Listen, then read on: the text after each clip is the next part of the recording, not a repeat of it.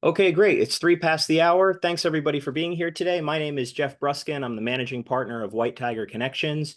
White Tiger is a consulting firm. We provide three primary services to accounting firms and some ancillary financial services companies as well. But about 90% of our clients are accounting firms.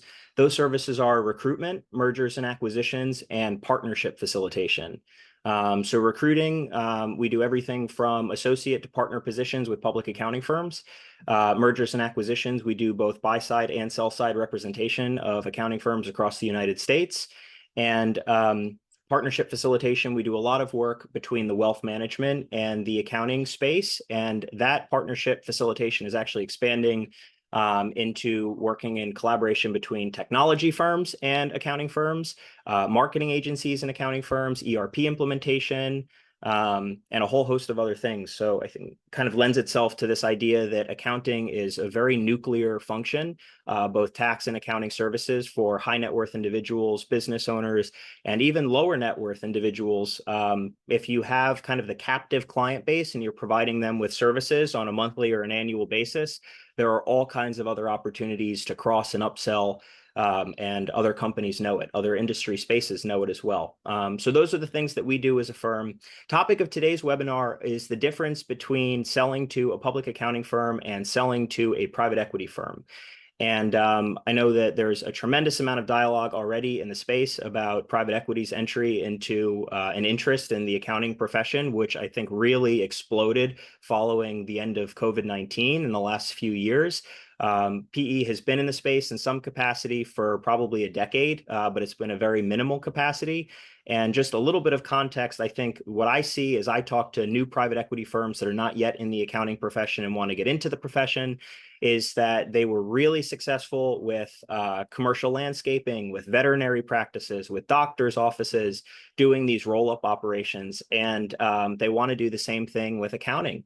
And there are, in my opinion, a handful of private equity firms that have done really, really well in the accounting space. And most of them have done less than really well. And we'll get into some of the reasons for that. But I think the headline there really is that the way that private equity and roll-ups have been successful in other industries is not necessarily a direct correlation in the accounting world. That's really what the headline is. So what are some of the differences between selling to an accounting firm versus selling to a private equity firm? Well, I'm going to start with a commonality across both of them, which I think is the most important point of all. And that is, who are the personalities that you're going to be dealing with as a seller as you look to a prospective buyer? Who are the personalities and who are the stakeholders that you're going to be interfacing with? And I'd say the first question that you want to ask if you're in any kind of a diligence process or just conversating with different prospects is, are the same people that you're talking to as you're kind of interviewing for a possible LOI, a letter of intent to have your practice purchased, or you're past the LOI phase and you're in a no shop period and you're now in legal diligence and you're evaluating signing a buy-sell agreement, or you're getting close to that. Are the personalities, the people that you're in conversation with during pre-contract signing, going to be the same people who are facilitating the integration? And that's because the biggest pitfall that I have seen is that integration does not go like the seller anticipated. And this is one of the biggest challenges, and I would say probably the largest point in favor of selling to an accounting firm. Accounting firms generally know how to run an accounting firm. It doesn't mean that they know how to run an accounting firm well. There's a lot of, I think, mismanagement of business practices in the accounting profession. And we could go into those in a lot of details. If you have questions as I'm talking, it's actually really helpful for me. Drop them into the chat, things that you'd like me to highlight and circle back to. But I think, I think most accountants and most people who are in the space know the idiom that accountants, while, and I'm not one of them, so I have to say this a little bit carefully. I like to say we, because I spend so much time with accountants, even though I'm not doing tax returns or fractional CFO work. I kind of feel like one of them. So I'm going to use the word we. We can be very good at advising clients on the things that we know a lot about, but when it comes to our own business affairs, Not necessarily the case. So, accountants as business owners, if you look at the profession, a lot of accountants, if we think about small firm owners who are listening to this webinar, for example, chances are that you have maybe a certain subject matter expertise and you've kind of just accumulated clients. And if you accumulate enough clients, you need to start hiring staff. And if you accumulate even more clients than that, or the work gets more complex, you need to add layers to your staff. You need to add certain technology systems into place. Maybe you need to elevate off of QuickBooks into NetSuite at a certain point if you scale to, let's say, 8 figures. It's almost like, and these are problems that are pervasive in all industries, right? Manufacturing, construction, real estate, you name it. Everyone starts off small and gets big. I think for whatever reason, the nature of accounting, and a lot of it, I think, comes back to the talent crisis that exists in the profession, that there's just so few young people who are going into it, and that's been the case for a long time.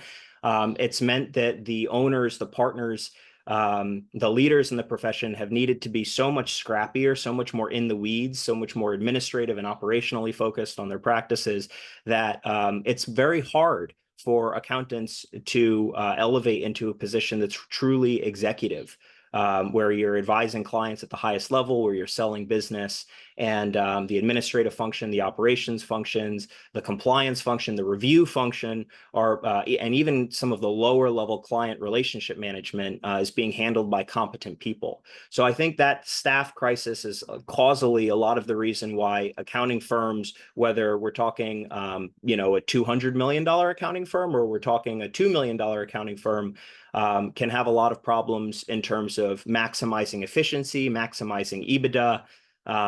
This is a lot of what I see. So on the one hand, if you're, let's say the $2 million accounting firm and you're thinking about selling and you want to evaluate, is private equity a feasible option for me? Should I be thinking more about traditional accounting? Public accounting arguably is the more conservative option, because and a $200 million accounting firm or a $20 million accounting firm is going to understand the language that you speak intimately well as a $2 million accounting firm owner. Chances are they're going to be able to, it's kind of the safe choice, right? And private equity, I have seen, I'll kind of switch gears for a second. I've seen private equity be really, really good in some cases, and that's kind of the golden goose in the profession. And I've seen it be really, really bad. And I think more of the time what I'm seeing is, that, in my personal opinion, is I'm seeing it be really, really bad. Like I said, private equity has thought that there is this commonality between other industries and accounting. And on paper, and I've been in the data rooms of actually a lot of private equity firms that are considering entering into the space and are not yet in the space. And the data room environment looks really, really good. On paper, everything looks great. But when I start digging into it and asking questions around how they intend to execute these variables that are on their Excel sheet, they say, well, we did it successfully in real estate. We did it successfully in doctors' practices. And they try to draw these parallels. And I have to share with them that it doesn't always work like that. And a lot of it, most of it, comes back to talent. It comes back to the personalities that are in the accounting profession, and even more than that, the limited amount of talent that exists. It's not enough just to pay somebody a great salary. They need to be given a really phenomenal work environment, and it's a work environment where everyone is overworked. There are not enough hours in the day. There's not enough staff to support it. The client behavior and the client expectations can be really high. Practices are often disparate and disjointed, and not streamlined and bespoke and subscription oriented.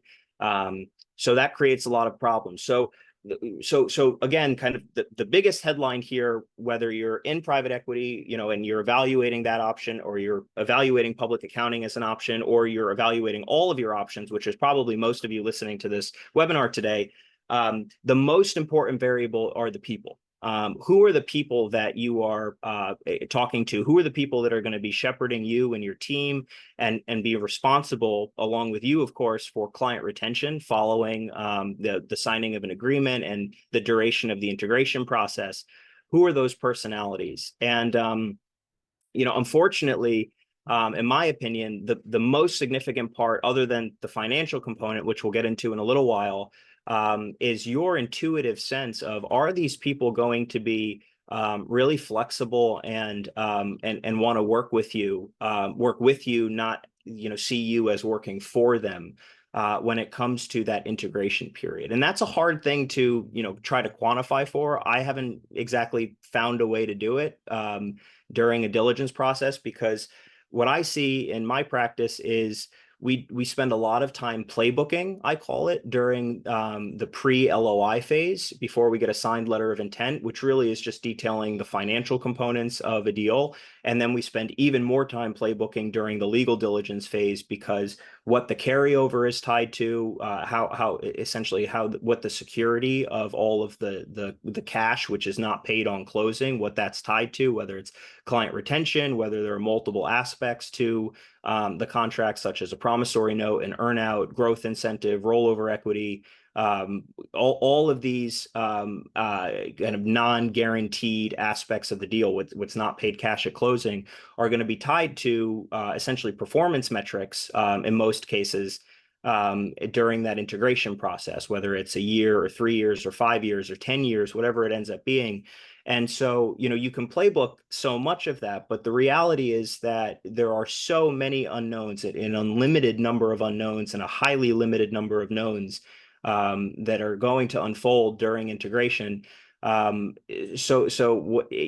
my opinion, it's really a very intuitive process when you're evaluating the personalities of the people who you're interviewing with. If I could summarize it down to a single point, I'll say it again. You want to work with people who see themselves as working with you, as opposed to seeing you working for them. Certainly, any buyer of a practice is going to have a vision for the reason why they're acquiring you and how you're going to play a role inside of their organization. And this is true if we're talking about a $250 million accounting firm. It's true if we're talking about a $250,000 accounting firm. What's their vision? And these are really great material questions. The material questions often help you to arrive at the sort of intuitive and immaterial sense of whether this is going to be someone who you can cooperate with. Obviously, the vision, the hard aspects of the deal have to align, but I really think that the intuitive sense of is this an environment where I'm going to be respected, where my team is going to be respected, my partners are going to be respected, our opinions are going to be respective, right? Because the best case scenario is that both parties, buyer and seller, are elastic. If either party is kind of too attached to their vision for what should happen during that integration period, this is a lot of the problem that we see in all environments, public accounting and in private equity, where we have lost staff, we have lost clients, we have just adding to the tumult that exists in the entire profession. Is because both one party or the other, buyer or seller, and in many cases both, get too rigid in their vision for what integration needs to look like. Raising prices is something that a lot of buyers want to do. Getting clients onto, if they're on kind of a once a year seasonal sort of business model, elevating that into more of a subscription revenue model. If you're already on a subscription revenue model, cross-selling and upselling additional services. I mean, everybody wants to make more money. Every buyer does, and provide more value to the client. And every seller, conservatively is minded towards taking the path of least resistance and least risk in terms of disrupting client expectations and the client experience that those clients have become so used to inside of the seller's practice. And I think there's also a certain aspect from a lot of sellers that I see, and I say this as gracefully as I can, sellers often don't want to think about the additional opportunity that exists in their practice, because they end up kicking themselves in a certain kind of way and saying, oh, if I only ended up doing this 15 or 20 years ago, how much richer would I be today? How much more valuable will my practice be today? So the door swings both ways, right? For buyers, I have this conversation regularly that, the quality of the person on the sell side, how elastically minded the seller is really important. And I'm not saying be so open-minded that your brain falls out, right? I want to be very clear about that. All of these conversations need to be unpacked and need to be considered, and they need to be had. But a willingness and a desire to have the conversation from either side of it, I think, is the most important variable. And I can talk more about that if anybody is interested. Please drop questions in the chat here. So let's talk about some of the material differences between selling to accounting versus selling to private equity. And I'll start with the financial ones and we'll work off of that.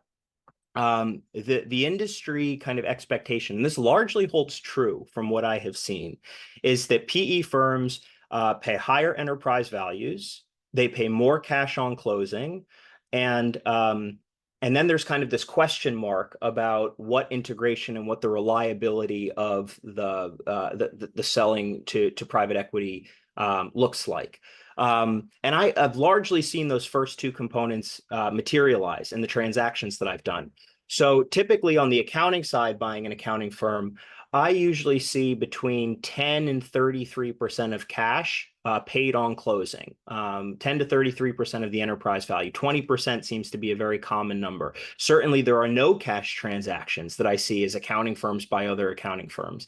Although I think that that's happening less and less, and it really takes a very elevated amount of trust for the seller to in the vision that the buyer has. And a lot of times what I see from sellers is that sellers are open to taking that smaller amount of cash on closing or even no amount of cash on closing from an accounting firm because the accounting firm has a brand recognition. If it's a larger firm, especially, there's a lot of stock that some of these sellers who are more drawn to the public accounting buyer place on the brand, place on, the company culture, the opinion that the marketplace has of that larger accounting firm. And that's why they're willing to accept less cash on closing. And again, it feels like the more conservative route because the idea is accounting firms know how to run accounting firms. And in some senses, I agree with that. On the private equity side, private equity understands that in order for them to compete in this market, they need to outbid the accounting firm. So almost across the board, I see more cash paid on closing. I see something like 20 to 45, 50, even 60% of cash paid on closing.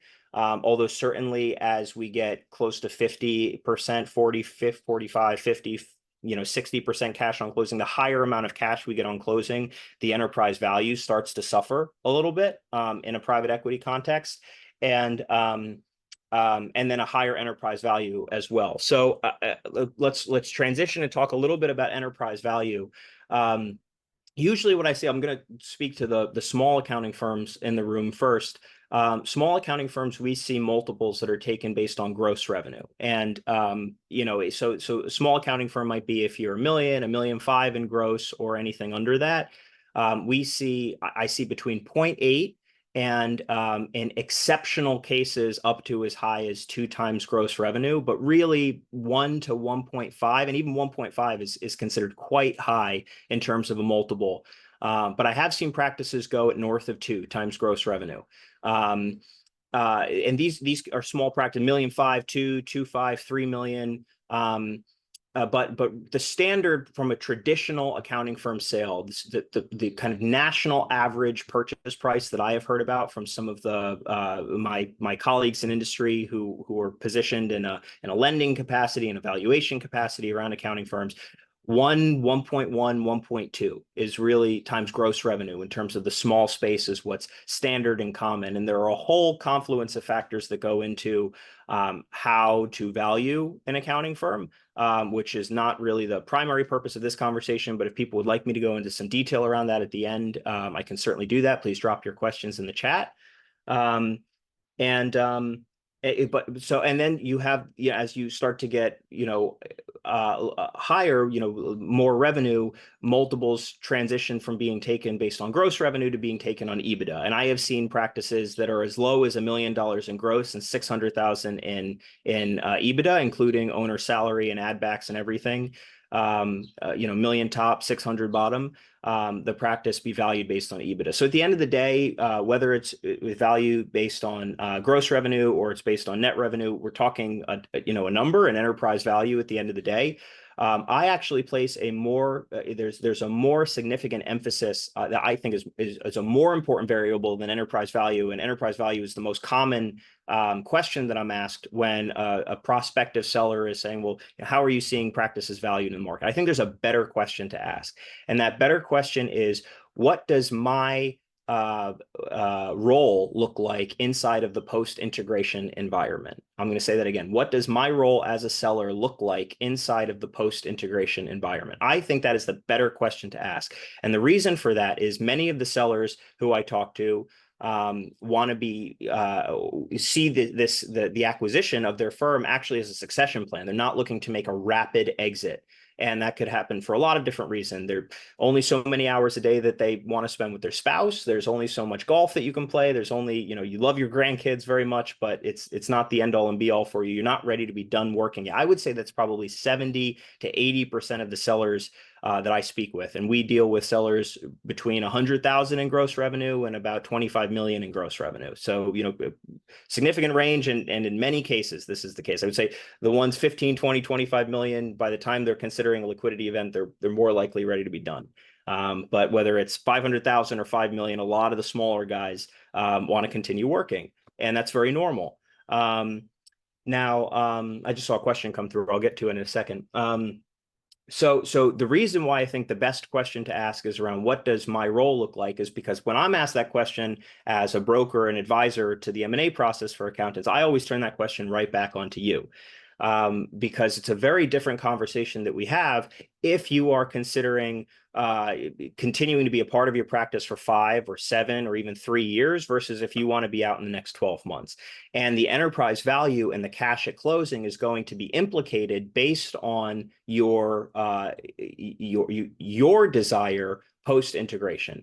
The truth is that there are options for, buyers for every practice who is listening to this webinar, whether you're $250 million or whether you're 250,000. There are options. There are people who want to buy your practice.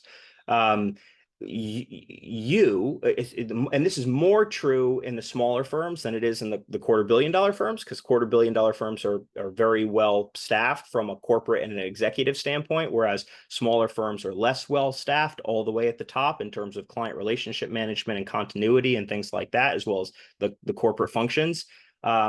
The smaller firms, especially I speak to you, your desire to be involved post-integration is usually seen very positively by most of the buyers. Not all, 60-70% of the buyers want you to continue being involved in the firm. They're not looking to, as quickly as possible, hip check you to the side. And that's a lot of the reason why, again, I go back to placing a lot of emphasis on personality from both sides and that cultural synergy, because chances are, even if you're making a rapid exit from the firm, you're likely not going to make an exit in less than 12 months. Right. So the client retention, the success of the acquisition is going to be very much made manifest based on the collaboration that buyer and seller have post integration. If that's 12 months, it's significant. If it's 5 years, it's extremely significant. And let's talk about kind of the 5-year or even 3-year plus option. And how that implicates enterprise value and cash on closing. And then I'm going to go back to how that implicates private equity and accounting. The longer that you are involved, the more opportunity you have to add additional enterprise value to your practice. Now, it's possible that you have a salary in the combined firm as a seller. Highly possible, especially if you're working and working with clients and reviewing work. And, if you're an operating part of the company, quite like you're going to have a salary or you're going to have an hourly rate or a percentage of your billing. There's a lot of different models for how that works, how that can work. If a lot of what I see is the sellers are looking to either sell, all the sellers want to do is sell business and serve clients. And they want to do that for another 5 years. And this is kind of their phasic retirement, their succession plan to get themselves into a position that's a better quality of life, but they're still making income. They're securing their succession pathway. Most of the time, what I see that sellers absolutely do not want to do, don't want to manage staff, don't want to do administrative or operational work, don't want to run payroll, all of the guts of what's required in order to run the firm. Most of the sellers who I encounter want to hand that over to whoever's going to be buying their practice, and whoever's buying the practice is usually more than happy to do those things, whether it's public accounting or private equity. in that environment where you're kind of putting yourself into a true executive position, just serving business and selling clients, still possible to have a salary. Usually it's going to be a deteriorating salary over however many years you're involved. But you've got multiple components of compensation post-integration, right? So you have, base salary or something like that. You have bonus or something like that based on new client acquisition or client growth. What's happening. Sometimes client growth is tied to a scalable enterprise value of your practice on a rolling basis based on whatever is not paid cash at closing. So you have, base, you have bonus, and then you have the payout, right? And the payout can take one of a number of forms as well.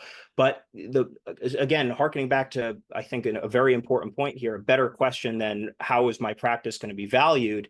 And therefore, should I think about the riskier, higher, enterprise value of private equity, or the more conservative and linear and traditional model of accounting? What do you want to do is really kind of a better question, right? So, do you want to be involved for a number of years? Do you want to have a rapid exit? That question will help. When I speak to a seller, it helps me to inform which of the two options I suggest that we seek more aggressively. So you see kind of, my thinking is much more on the softer side at first, because when we have softer synergy and alignment, usually what I find is that the harder financial aspects fall into place. Shamelessly market myself and my firm for a minute. We do a tremendous amount of pre-qualifying out of buyers who are not going to be a fit for the sellers who come across our desk. The buyers who we do work with, we understand what their purview is, and they have passed muster for us on these softer, aspects that I have personally believe kill a deal. And the reason I believe the softer aspects kill a deal so profoundly is because as a seller, you're not going to receive 100% of cash on closing in 2024. It almost never happens. I don't think it should ever happen, because we're dealing here with an immaterial asset, which is the perception of value by clients. And as I said, the most that I really have seen is 60% from private equity. And certainly there are deals that are listed on accounting practice sales and things like that, where owners want, and in some cases they're able to get 60, 70, 80%, 90%. I've heard about 100% of cash on closing because a buyer is willing to take an SBA loan. And that's kind of like the golden goose. I don't really deal in that world very much, because I like to deal more in the world of, we want the buyer and the seller to win. And in that situation, I believe the buyer is taking far too much risk, and it's not really an intelligent decision for the buyer, because there are enough practices that kind of play in the realm of reality. So don't shoot me for that. It's just my opinion, living in these waters every day. But I think the two most important variables here: what's the personality of the people who are sitting across the table from one another? Is that synergistic, as I said in the beginning? And then the second soft and immaterial variable here is, what exactly do you as a seller want to do? How many years do you want to be involved? What do you want that involvement to look like? And based on those two variables, we can usually architect a path where we can back into the financial figures that make sense. So now let's really drill into the financial aspects of it.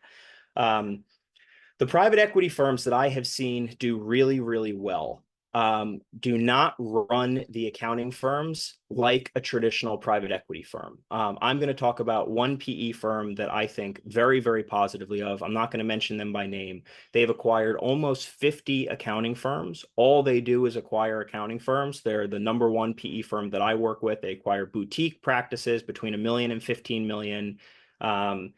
One of the reasons that I think they are so good at what they do is because they leave the companies that they acquire to operate autonomously. They do not kind of roll them all together into one blob, as it were, and try to create one culture.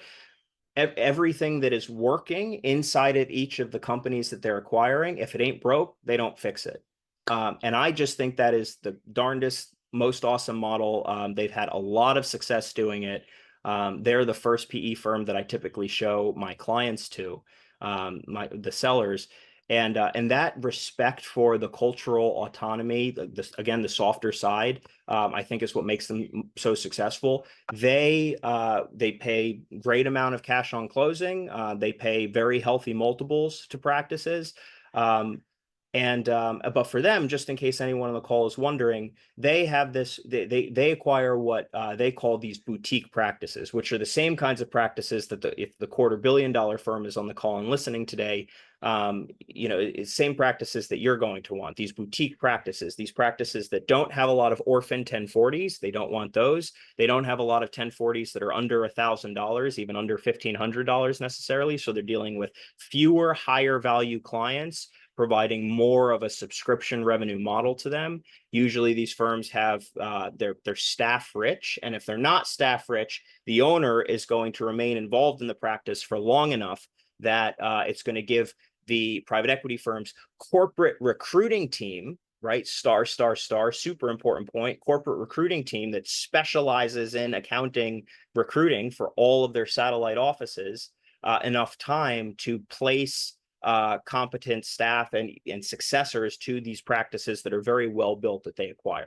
This is the best way that I have seen private equity work. I'm going to talk about an example on the other end of the spectrum, which is situations where I've seen private equity fail miserably. And this is with some of the larger accounting firms that I've seen take private equity money.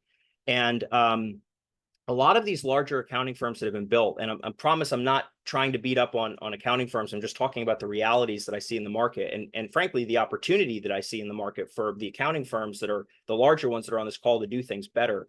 A lot of these large accounting firms as they exist today are very top heavy, right? So there's a lot of partners that are, a lot of contract partners that are vying for equity partner positions, and there's somewhat of a hollowness in the middle, and that's largely, and plenty of small firms have that same kind of hollowness in the middle when it comes to very competent, reasonably compensated lieutenants who can support the partners. The same is true in the large firms. There's not a lot of that talent out there, and everybody's competing for that same talent. So when PE comes in, liquidates the equity partners, elevates the contract partners to the extent that they can, that what happens to the middle? I mean, the middle, which is already thin, ends up getting even thinner.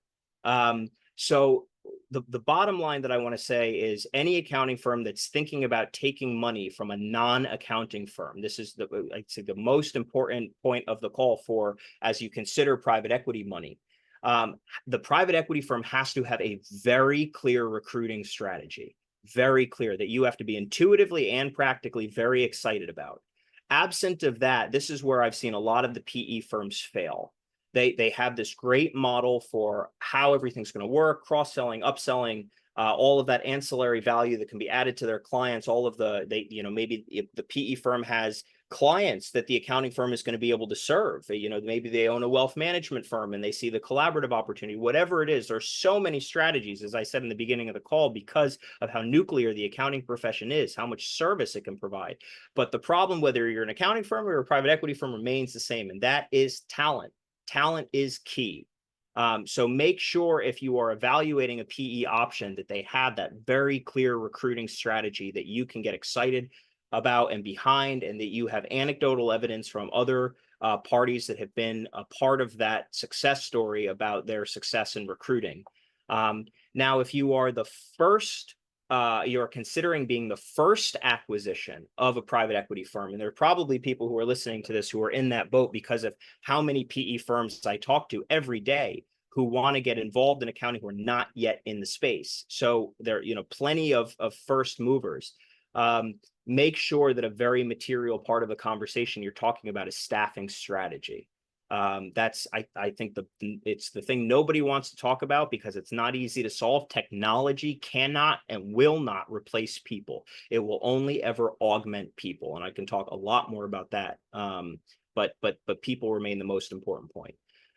So, I probably have not given you any kind of conclusive, decision. That wasn't my desire, but hopefully I've given you a lot of context to add to your thinking about as you consider accounting firms, as you consider private equity firms.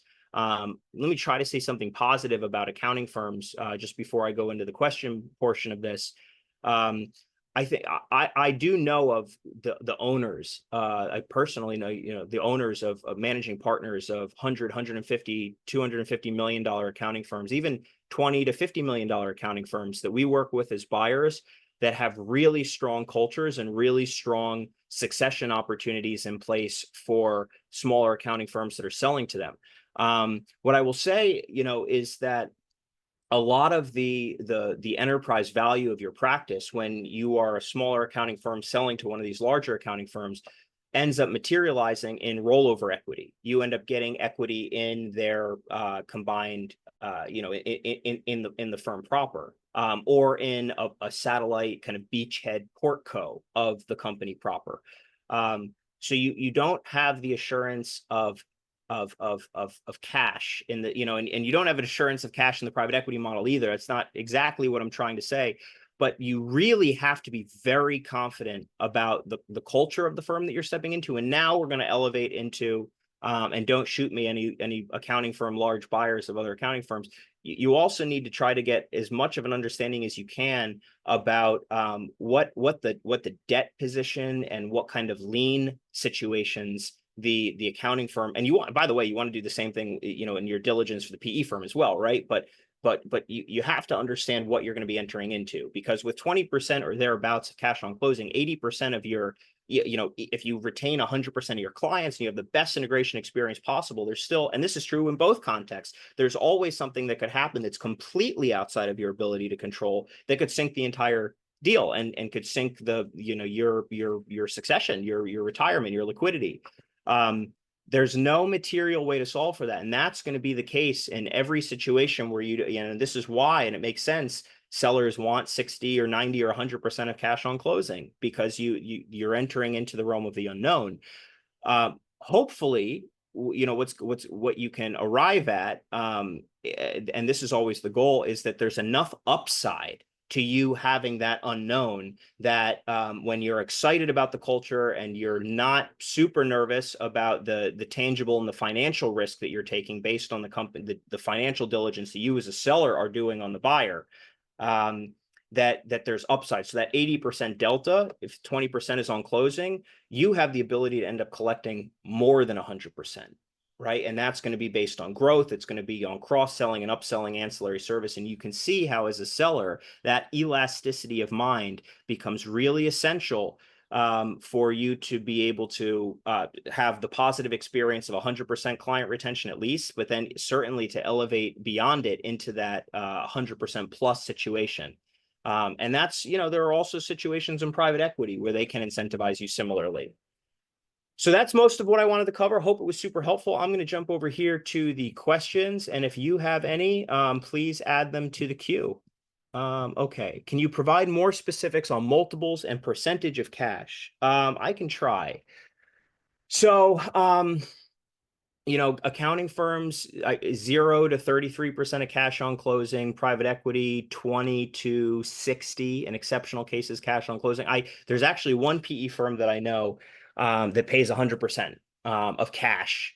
No loan involved. I mean, they have, their own debt theoretically, I'm sure, but this is a large private equity firm. I do work with them in a limited capacity.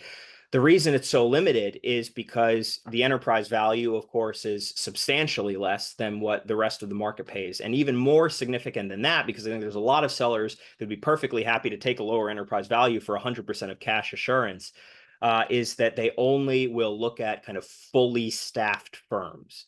So if you're 65 and you want to get out and your practice is 5 million and you have two 38-year-olds who are both CPAs and they have staff beneath them who has staff beneath them, they'll look at your practice absolutely, right?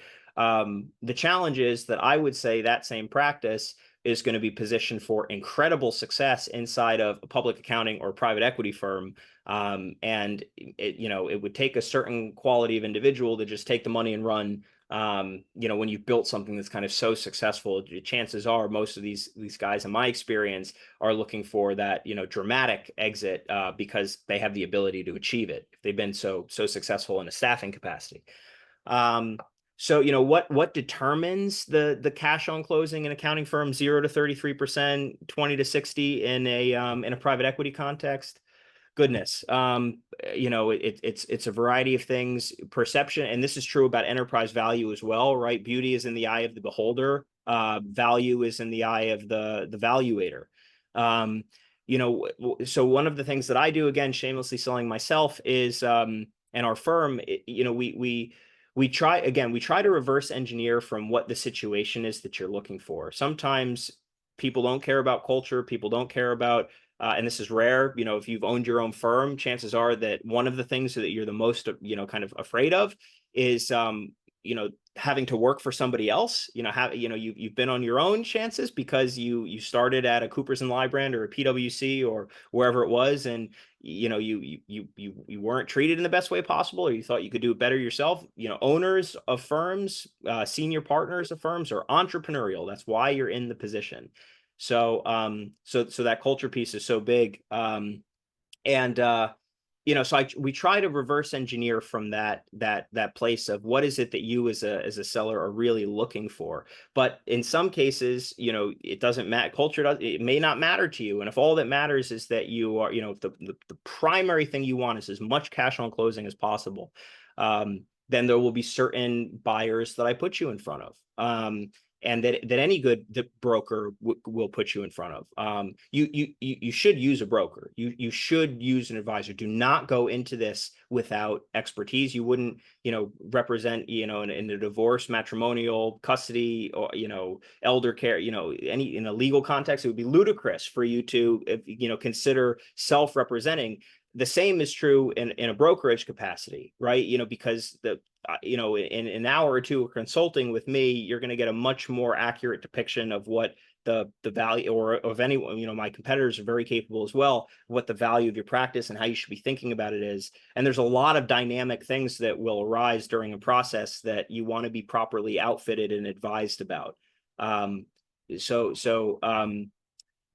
back to my earlier point, I think, so some of the things that I'll just briefly say, if what drive enterprise value up. So what are the gold standards that buyers look for? And if you're, these are all going to be very intuitive to you, right? So more subscription revenue, less seasonally intensive revenue is great.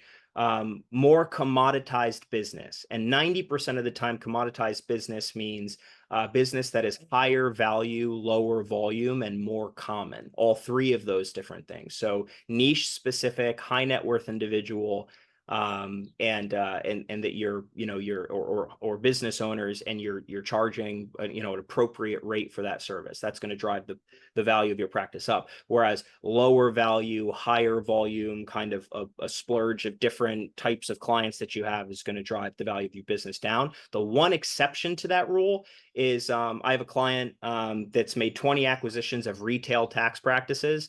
And they offer a flywheel of services to these practices that they've acquired. These $250 brick and mortar tax return practices that they buy, they pay an above market multiple for. And they're able to do that because they, in addition to tax and bookkeeping, they offer wealth management, insurance, trust and estate work, and they're adding real estate because these are geographically concentric practices that they're buying.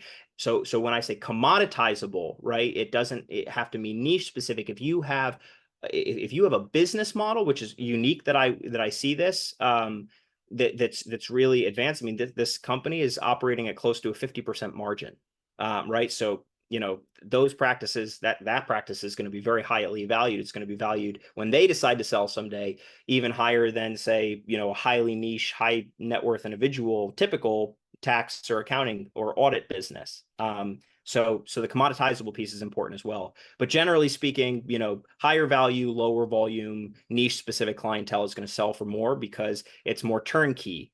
And it can integrate more seamlessly into the PE or the larger accounting firm environment. More digitized is another incredibly important variable, right? Buyers do not want paper. Buyers do not want clients who are visiting, abundantly in the office. Certainly not lower value ones who are visiting in the office. Digitization doesn't just mean around client behavior; it also means around staff behavior. So, God forbid we have another COVID, right? How did you navigate the COVID environment, Mr. Seller, Mrs. Seller, last time around? Do you have the ability to serve your clients on a, to have your staff be remote? fully remote is great. A lot of firms do look for brick and mortar practices, but at least the ability to be successful and to have a process for remote. So the digitization component is important as well. And there are others, but essentially what it ends up being is the more integratable your practice is holistically, the more reliable your cash flow is, subscription revenue, the higher value your clients are. Lower volume means less relationships to manage, less agita, less administrative burden. These are things that you want to think about prior to a sale that are going to make you more attractive to a buyer. Hopefully that answered your question. Let's see, we got a few others. How are you seeing tech and AI's role in addressing the talent crisis? Is it helping or hurting? That's a great question. I think it's helping. I'm a positivist. So I see tech as an incredible opportunity. I don't think that young people are not going into the profession, or people are not transitioning their career from X into, accounting because of technology. So I don't think technology is having any negative effect on talent. There's a lot of fear, and this is not just true in accounting, right? It's true in all professions around technology. Technology is a tool. It is not, it is not anything more than tool. It's just not. It will always need people to operate it. Is it true that, I'm seeing some crazy things happening in AI? Like one of the things I saw, this was like 6 months ago that I saw this, was there's a face, it could be my face doing this webinar, and GPT is populating it with things to say based on the topic that I wanted to discuss. I could program it, and Jeff, the robot, could be talking to you and doing this webinar. That's, so, and that could do sales, that could do education, that could do evangelism. So that can do, so in that sense, is there a limit to certain jobs being replaced? Absolutely. Could that face be the tax advisor? Sure. But, what percentage of people is going to want to interface with that face versus interface with me? And my thesis, certainly with, from a generational perspective, I don't think we're just measuring things in years. I think a lot of this has to do with the consumer and the mindset of the consumer on a generational basis.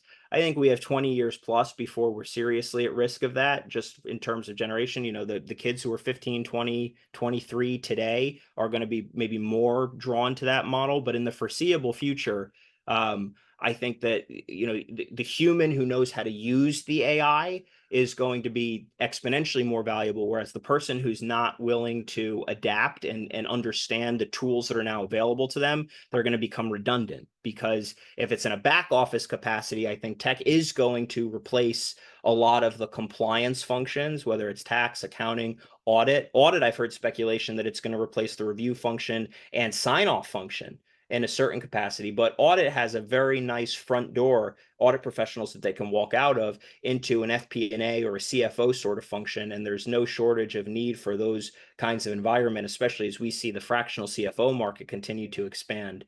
So I'm not, especially worried about that for the talent that exists in that profession. Bookkeeping, tax, other compliance oriented financial services and accounting services. I think AI is going to do a lot to replace the compliance, but the people who are competent in a compliant capacity right now, whether onshore or offshore, are going to be able to now operate that technology. And the people who are doing so here's the chronology of a little bit what I've seen, right? If I was to build an accounting firm today, I would not hire anyone to do compliance work in the United States. I would hire 100% of the people doing compliance, and I'm using that word loosely, but I won't define it for the sake of time. I would hire all those compliance people overseas. I would hire half, if not 3/4 of the review function overseas as well, depending on the depth and intricacy of what is actually being reviewed. Some of the review that would also be onshore, and that would be kind of be the middle office, if you will, and then the front office 100% in the United States, right? And that's practical. I don't think I'm doing anything special. I think that's necessary to survive in a certain context, because all of those, a lot of accountants, just from a personality standpoint, are more drawn to the back office than they are to the front office. That's why they become accountants. Those people who are good and competent and self-motivated and hungry, but maybe they're not the most interpersonally capable, they're great for that, reviewer function onshore. That, there's a need for that. I don't see that going away anytime soon. But the people, everybody wants the people who are the front office capable, right? You have a technical backbone and you're interpersonally competent. That's the golden goose, the hardest thing to find. What I'm seeing is a lot of the people who are capable of being that reviewer and maybe even have the trajectory when they're managed correctly into that partner position, that or the front office position, the true front office position, right? Because in the middle office, you're still interfacing with clients. Um, are kind of being locked down in the compliance function onshore. So, for me, my thinking today is we'll take that compliance function, ship it entirely offshore. Anybody who's not capable in the compliance function onshore, being in that middle office, goodbye. Sorry, but we need to operate an efficient environment here, a scalable environment here. And then the people who are capable in that compliance function, so many of these people should be elevated into the middle office, because now these people are managing these people over here, the people offshore who are in that reviewer and in that compliance function. And there's probably some training that they need to do in order to get competent in that position, but you can free them up by them not needing to do compliance. Now you're elevating your firm forward. So that's some free consulting for you all. Let's bring technology into the mix, right? So technology in the mix, all that happens is we get this floor which elevates the entire operation, which is the tech, right? So the tech is now doing the compliance. You've got all of the people who are the most competent in a compliance standpoint offshore are now managing and reviewing that tech. And then you've got the middle office into the front office happening over here. So the entire environment is getting more powerful, more streamlined, more cost efficient. Hopefully that's helpful. That's a little bit of how I think about it. How much value can the team add to the value of the sale, if any? It's a great question. Is it solely based on revenue or EBITDA, or is there strategy that involves forming a sellable team? It's a great question. For example, young owners who can stay on, number of CPAs, positive team culture and dynamic. Is there any difference between PE and public regarding the above? Oh, that's a great question. I'm going to say yes, there is a difference. I would say it's not a full order of magnitude difference, but it is difference in favor of the good PE firms, is what I see. So the firms that are very well staffed and have great cultures are going to be even more valuable to the best PE firm than they are to the best accounting firm, because the best accounting firm can only see that environment as as kind of a bolt on to what they're doing. And they can, they're going to value that more highly. They will, the good accounting firm buyers of that. Of which there are many good accounting firm buyers that I have encountered. Good culture, a good process. They anecdotally acquired hundreds of firms, right? So they understand how to do this. And when they find a gem like what you're describing, they're going to value you for it. On the other side, PE, you're going to have a lot of interest from first-time PE that are entering in the market, because you could be the nucleus of this, thing that they're dreaming about. What I would say is easier said than done to find a personality. We go back to what I believe outstandingly is the most important thing, that even though they see you and value you for what you're worth, is, how much risk are you taking in being that first acquisition? That's a very material point that you would need to do a lot of unpacking of. And then the PE firms that, the few that I think have been successful that would look at you as well, I think they are going to value it quite highly across the board, from culture to, certainly to the depth of staff, young CPAs, quantity of CPAs that you have, that's going to be valued highly. It's interesting. But it's not going to be valued as highly as you might think, because any PE firm that is successful has a competent recruiting culture. They know how to recruit. So it's kind of, there are positives and negatives to each when it comes to the staff. So and the reason I say that is the PE firm that is good and has this recruiting culture is going to say, well, we're going to be able to staff you up. So how much it is going to be different, but I think it's probably going to be parallel in the size of that difference with accounting. But great question. After the buyout, what is a fair salary or wage to pay the owner who stays on? What have you seen be the employment contract, so to speak? So this is a great question. Not an easy answer, because there's so much specific context to it. Employment contracts, they are typically guaranteed, right? So I have a deal that I'm negotiating right now, which is a 5-year deal. and it's a 5-year employment agreement. And what that means is that the owner is going to be, is basically guaranteed his salary for 5 years, and it's a salary based on the unique aspect of this deal, and it is pretty unique. That's going to remain flat. The salary is going to remain flat. It's almost a 75% reduction, and it's a rather rich salary. I said it's a unique position. This owner has a very significant amount of EBITDA relative to his gross revenue. Um, and so he's taking almost a 3/4 pay cut in terms of how much he's currently bringing in all in for himself, including ad backs and everything else, versus what his salary is going to be. But obviously he has cash at closing. He's got, and the payout and all these other, benefits of the deal. I have seen a percentage of billable. So if your billable is 400 an hour, I've seen between 33% of your billable, and I've seen 50% up to 50% of your billable. And then if you have kind of administrative and responsibilities beyond your billable time, obviously, the goal, if you're going to take that percentage of billable model, is that a lot of, if not all of, on a time horizon, is going to, of that operational, administrative, non-billable stuff is going to be taken off your plate, right? Because otherwise you would want a salary, or you would just want a flat hourly rate for all of the time commitment that you have. I've seen all three models. It just depends. A lot of it comes down to, I think, if I'm speaking objectively, if we think about this just in a sense of fairness, which are the deals that I try to negotiate, it comes down to what again, what you're going to be doing. What is it that you want to do? What's the environment that you want to have? How much do you want to work? What are you working on? What's going to be required in order to retain your clients and integrate your practice into the buyer's practice, from workflow, staff management, client relationship management, hiring, all of those different things. And then we kind of pick a paradigm that makes the most sense based on what it is that you want to do, be it percentage of billable, hourly rate, or salary. And then we're negotiating in that linear paradigm based on what makes sense. So it's not a clear answer, but what I can say is you will likely have a guaranteed employment contract, is usually what I see over the course of and up to the completion of your payout schedule.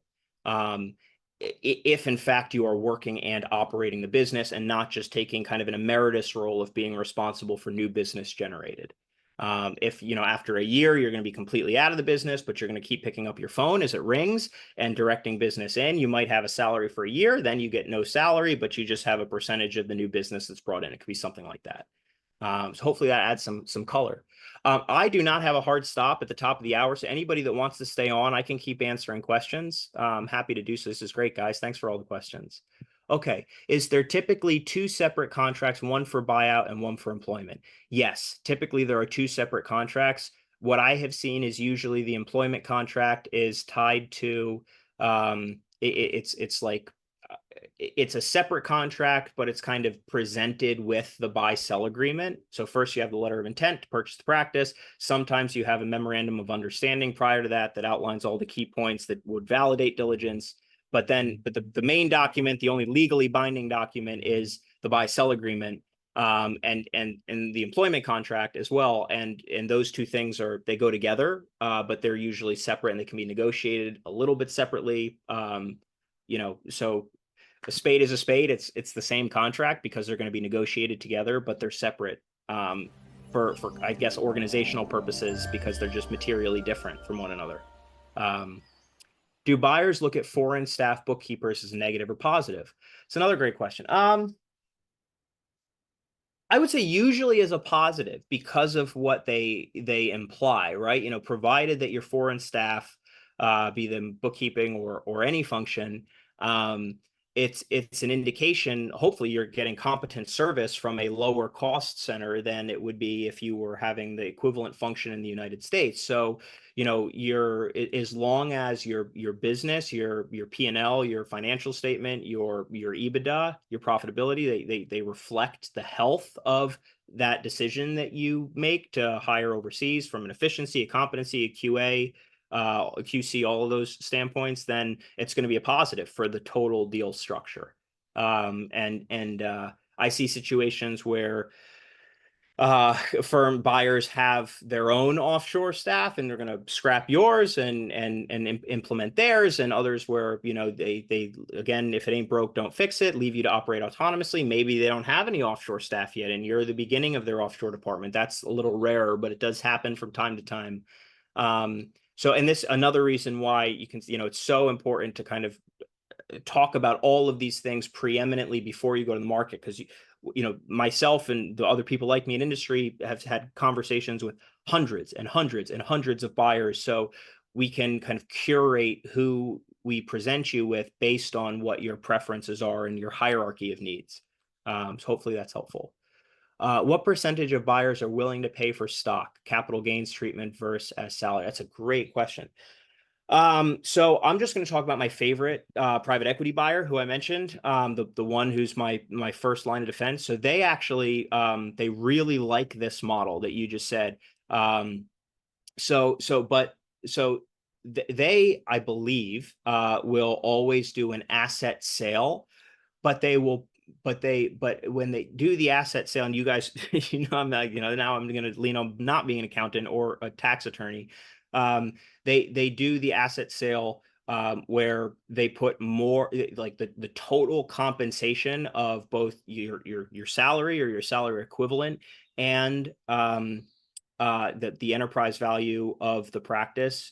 All they kind of, and growth incentive or bonus, you know, or rollover, whatever, you know, kind of that function of the growth oriented incentive. All of that goes into enterprise value of the practice, which I believe as an asset sale, and I might get yelled at by everybody on the call, is all treated as cap gains rather than ordinary income.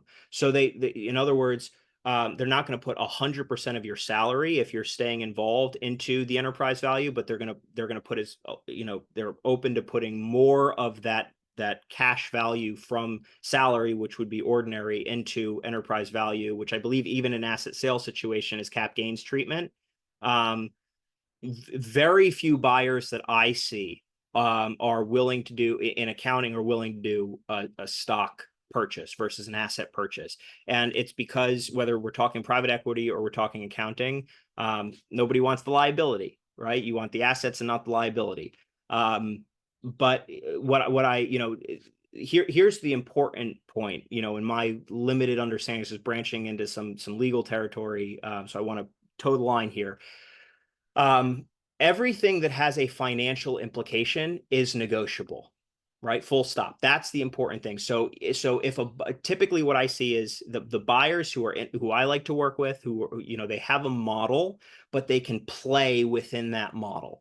You know, and we, you know, we can adjust different variables. You know, if you picture like I picture like I'm a chief analogy officer, my partner makes fun of me for. So I picture one of those things that I see in recording studios, that it's got all the little knobs and dials that you push one up and the other comes down. You push that one up and a different two come down, right? So you can negotiate on all of these different things that have financial implications. You just can't go over the line. So that's another value add to having an advisor, because just like they're interviewing you for culture fit, you're interviewing them for culture fit, they're interviewing you. So you want to negotiate aggressively as a seller on all of these material points without stepping over that line of starting to be arrogant and like you're asking for too much.